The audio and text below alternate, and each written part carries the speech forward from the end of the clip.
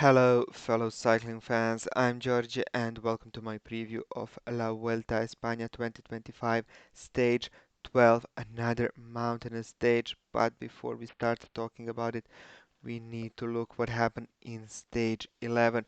It was a hectic stage. There were protesters in the beginning of the stage, and there were protesters in the end, both times in Bilbao.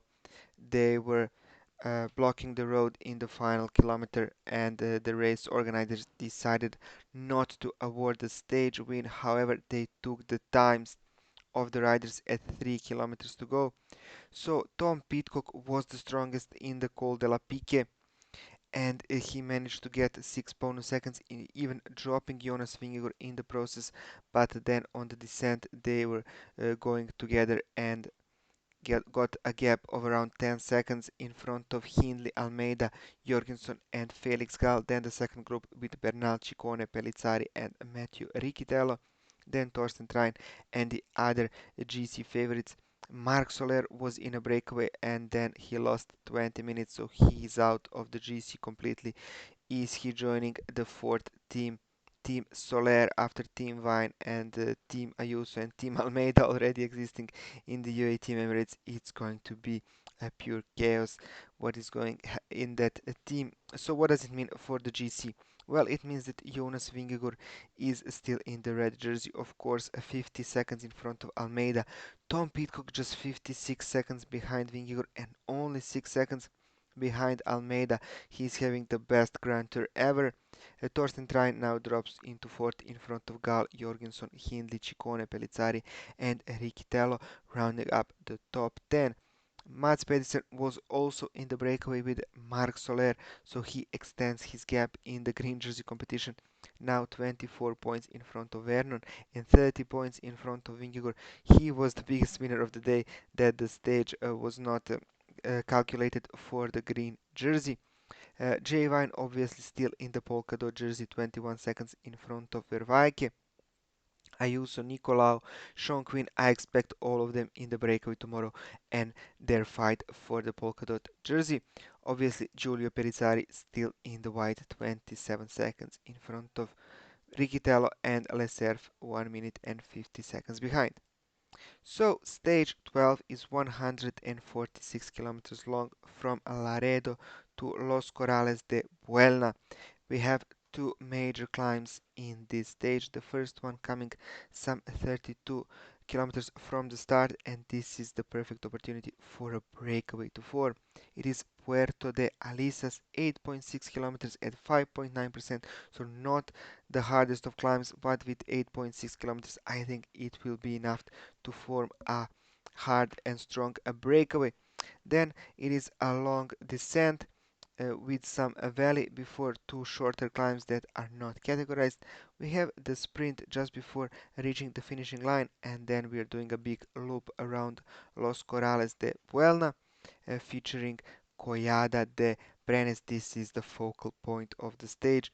7 kilometers long climb at an average gradient of around 8%, so you can see that this is a hard climb, but with the summit being some 2 kilometers from the finish, it's hard to see a cheesy action here, but I think that the battle in the breakaway will be fierce. This is how the Collada de Brenes looks in detail, really steep with some uh, with second kilometer at around 9.4% and the third kilometer at around 10%. So this is brutal. I expect a major attacks to happen here in the breakaway, maybe even in the GC group, but like I said, still too far from the finish. There is a big opportunity for riders to come back. But if Jonas Vingegaard, Tom Pidcock, if they feel good, then why not try and launch an attack?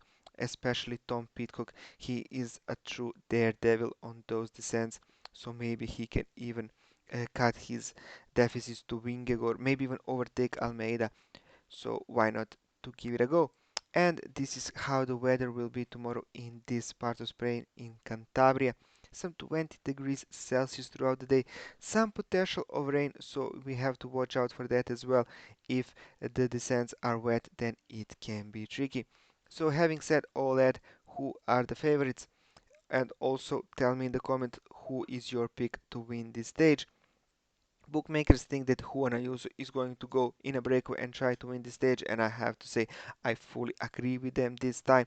Marc Soler, he is probably too spent from today, but maybe he should also give it a go. Wine will probably be in the breakaway for the KOM points, maybe also to help Ayuso get another stage win. But Jolie from Little Trek, will he finally get a bit of a free roll? I think he will. We always have to look at the Movistar guys, Romo and Castrillo. Eddie Dunbar as well. Marco Frigo, he is in a bit of a tricky situation, but I'm not going to talk about it. Santiago Buitrago also tried today, so maybe save it a bit tomorrow. Some of the Astana guys will probably try for the breakaway as well.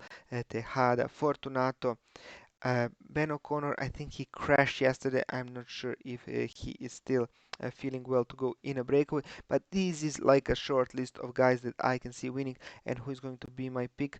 Well, I think that it is once again going to be between Movistar and UAE Team Emirates, and this time I will go with Juan Ayuso.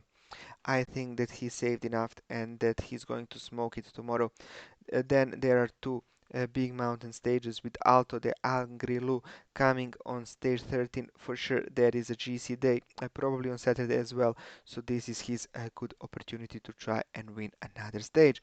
That is all for this preview. I hope you enjoyed it.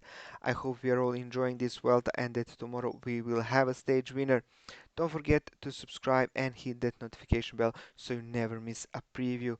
Have a great day, and I hope to see you tomorrow for my preview of the all important Angli Ru stage. Have a great day and bye.